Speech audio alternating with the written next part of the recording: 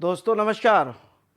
TGT PGT के English language previous year question solving में आपका हार्दिक स्वागत है।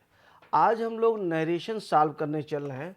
लेट अस सी, नरेशन को देखेंगे कि क्या आपके प्रीवियस ईयर्स में पूछा गया।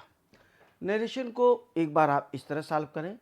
इसके बाद अगर आपने मेरा वीडियो नरेशन के चैप्टर का वीडियो नहीं देखा है तो उस वीडियो को आप ज़रूर देखें और उसके बाद सॉल्व करके आप देखें कि कितना सहज और कितना आसान होगा। Let us see, this is set number 1। Where are you going for your holidays, he said. अब जरा देखिएगा, अगर आर दिया गया है इसका मतलब क्या है, प्रेजेंट है तो पास्ट में बदलेगा। अब ये क्या हो गया, ही सेड, वेयर दिया गया आस्क होगा, ही आस्क्ड मी हो गया। Where are you going for, he said he asked me. अब एक चीज़ ये देखेंगे, पहली बात तो चूंकि इंट्रोगेटिव है इसलिए आस्क्ड होगा। दूसरी बात क्या है, यहाँ पे अगर इंट्रोगेटिव कंजंक्शन इंट्रोगेटिव वर्ड से शुरू होता है तो कंजंक्शन जो होता है वो इंट्रोगेटिव वर्ड ही होता है। अगर हेल्पिंग वर्ब से शुरू होता तो इफ़ या वेदर का प्रयोग होता है। तो यहाँ पे हम लोग जो आंसर होगा that will be C.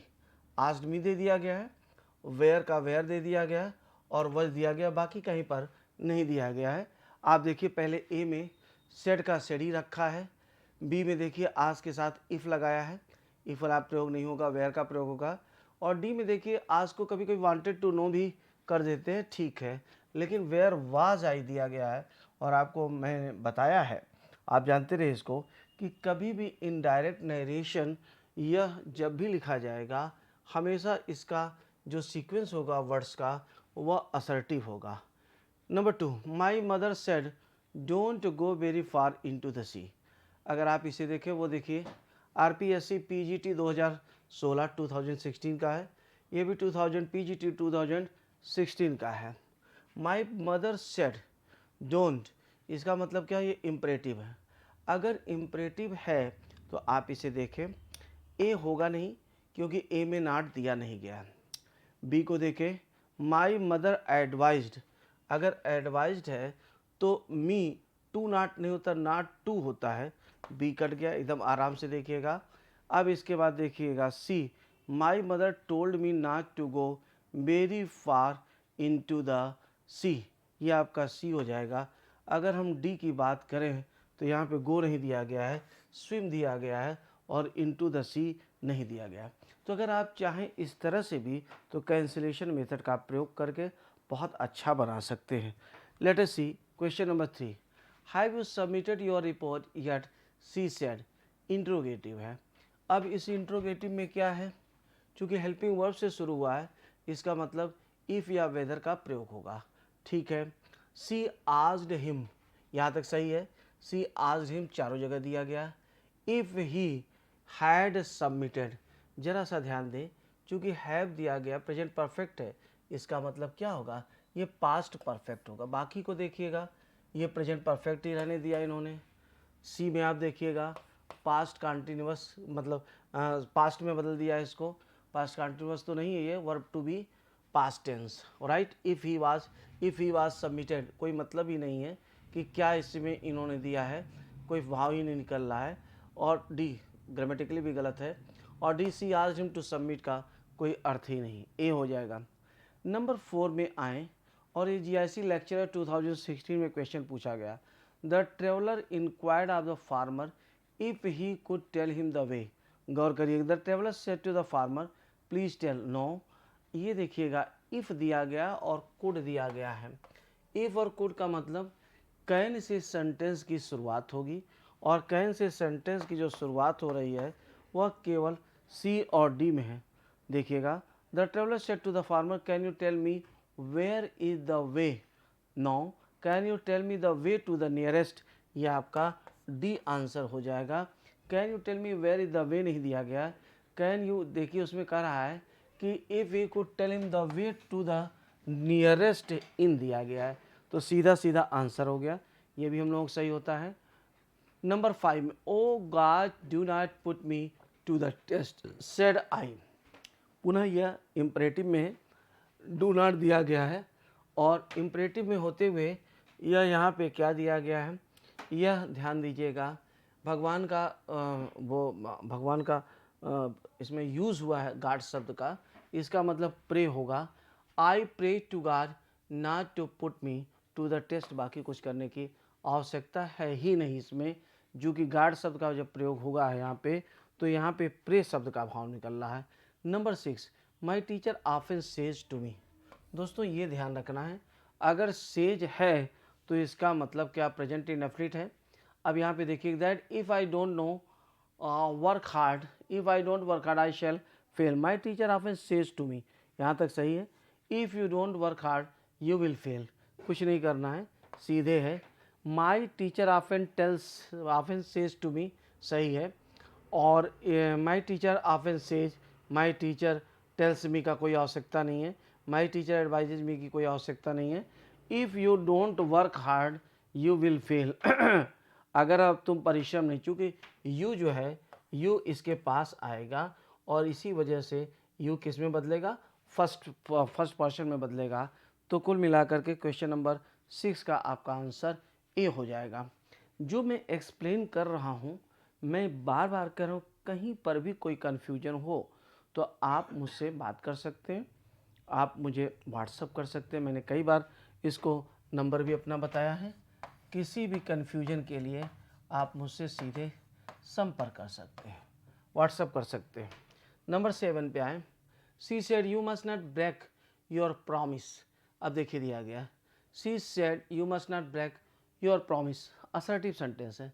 C told me that I must not break my promise, C warned me that I should, चूँकि मस्ट दिया गया है और मस्ट केवल बी में दिया गया है, फिर कोई आवश्यकता है ही नहीं आगे कुछ करने की। 8 नंबर को देखिए, she said to the boy how much do you expect to earn. अब क्या है, सी आज द बॉय हाउ मच, ध्यान दीजिएगा, मैंने अभी थोड़ी देर पहले बोला असर्ट, कभी भी इनडायरेक्ट नरेशन असर्टिव ही रहता है, ध्यान रखिएगा। उसका जो सेंटेंस का स्ट्रक्चर होता है वो हमेशा असर्टिव होता है, भले डायरेक्ट में वो असर्टिव हो, इंट्रोगेटिव हो, इम्परेटिव हो, चाहे जो हो। तो यहाँ पे थोड़ा सा ध्यान दें, डिड ये पहले नहीं आ सकता है, यहाँ पे भी सब्जेक्ट के पहले डिड नहीं आ सकता है। तो अब यहाँ पे करना क्या है, सी आज the boy how much he expected to earn, यह होना चाहिए आपका। तो न ए में है न बी में है। सी आज the boy how much he expects, C आज the boy how much does he expect.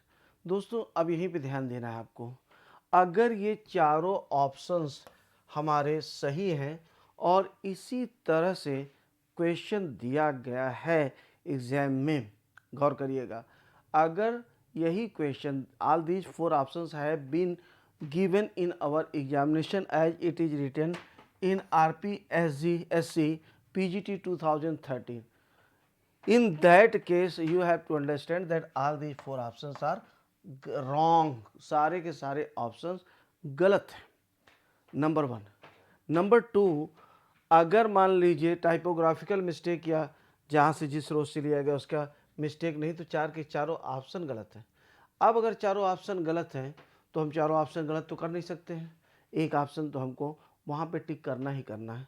तो उस कंडीशन में जो सबसे कम खराब, गलत चारों हैं, सबसे कम गलत नहीं कहा जा सकता, क्योंकि राइट और रॉन्ग जो होते हैं ये परफेक्ट एडजेक्टिव होते हैं, इनके साथ ज़्यादा और कम का प्रयोग नहीं होता है। तो हम सबसे कम खराब की बात कर रहे हैं, यह आपका बी है, हालांकि गलत चारों हैं। होना ये चाहिए how much he expected, did नहीं होना चाहिए था, how much he expected to earn होना चाहिए था, ये ध्यान रखिएगा। क्वेश्चन नंबर 9 पे आ जाए, he said I clean my teeth twice a day. अब यहाँ पे थोड़ा सा आपको समझना होगा, 2 बातें समझनी होंगी। एक तो ये होता है कि अगर आदत संबंधी सत्य दिया गया है तो उस कंडीशन में हम टेंस नहीं बदलते हैं। अब ये क्वेश्चन थोड़ा विवादास्पद हो जाता है, क्योंकि अगर उसकी हम लॉजिक को समझें तो ऐसी चीज़ को, इस चीज़ का टेंस नहीं बदलते हैं जो कि सार्वभौमिक सत्य के अंतर्गत आती है। आदर्श संबंधी सत्य भी उसी सार्वभौमिक सत्य के अंतर्गत आता है। तो थोड़ा सा ये विवादास्पद क्वेश्चन हो जाता है, लेकिन अगर उस रूल को हम फॉलो करते हैं तो हमारा ऑप्शन जो होगा वह बी हो जाएगा, और अगर हम इसको न समझें तो फिर ऑप्शन ए होगा। वैसे ये दोनों देना नहीं चाहिए, ठीक है। जैसे पीछे कुछ क्वेश्चंस दिए गए, स्टाफ सिलेक्शन कमीशन वगैरह में दिए गए हैं, तो फिर इस तरह में बी ऑप्शन नहीं दिया, लेकिन चूंकि यहाँ पे आदर्श संबंधी सत्य है और इसमें बी ऑप्शन दिया गया है, तो we shall go for B. Number 10 में आई, he said what a beautiful scene. अब ये देखिएगा, दिस इज एक्सक्लेमेटरी। अब व्हाट और हाउ का जब प्रयोग होता है तो नॉर्मली अगर उससे वंडर की बात या सरप्राइज की बात होती है तो इसमें इस तरह दिया गया, he wonder that it was a beautiful scene, he exclaimed that it was a very beautiful scene.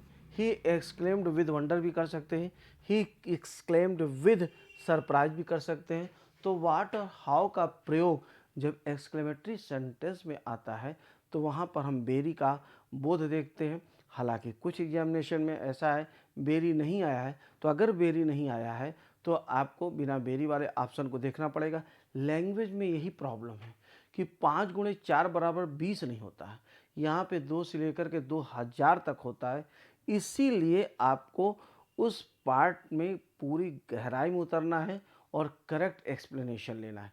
उम्मीद कर रहा हूँ कि ये बातें आपके मन में उतर रही होंगी, ये बातें आपके दिमाग में उतर रही होंगी कि अगर मान लीजिए कि यहाँ पर केवल होता he exclaim that it was a beautiful scene, केवल इतना ही होता तो हम तब भी इसी ऑप्शन को मारते। हालांकि वेरी ब्यूटीफुल बहुत अच्छा है, और कभी कभी व्हाट और हाउ, ध्यान दीजिएगा, व्हाट ए हाउ आता तो जरूर है, लेकिन उससे वंडर का बोध नहीं होता, सरप्राइज का बोध नहीं होता, दुख इत्यादि का बोध होता। जैसे एक बार सीजन में पूछा गया था, the prime minister said what A disaster earthquake the earthquake is. तो वहाँ पे वंडर नहीं होगा, that earthquake was a very big disaster कहीं की बात की गई थी। ये सार्वभौमिक सत्य की बात नहीं बल्कि वहाँ के लिए बात कही गई थी कि बहुत, तो उन्होंने दुख के साथ कहा था, the prime minister exclaimed with sorrow that earthquake was a very big disaster.